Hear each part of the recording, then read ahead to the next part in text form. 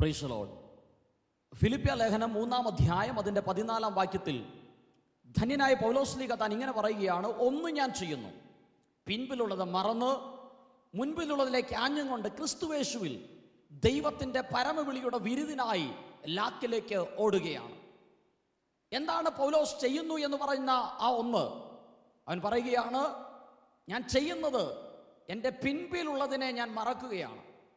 ഇന്ന് എൻ്റെ ഈ ശബ്ദം കേൾക്കുന്ന പ്രിയമുള്ളവർ, നിങ്ങളുടെ ഇന്നലകളിലെ വേദനകളുടെ അനുഭവങ്ങളെ നിങ്ങൾക്ക് മറക്കാൻ പറ്റുമോ? ഇന്നലകളിൽ മറ്റുള്ളവർ നിങ്ങളെ പഴിച്ച, നിന്ദിച്ച, പരിഹസിച്ച ആ അനുഭവങ്ങളെ നിങ്ങൾക്ക് മറക്കാൻ പറ്റുമോ?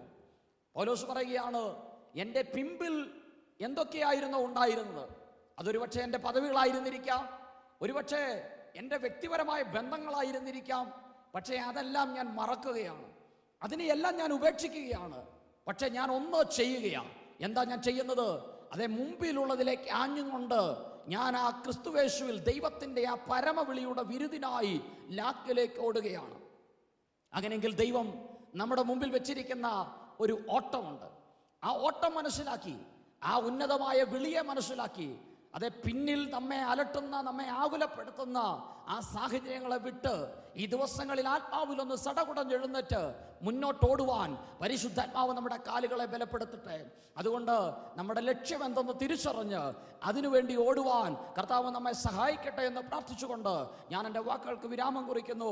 ദൈവം ഏവരെയും അനുഗ്രഹിക്കുമാറാകട്ടെ.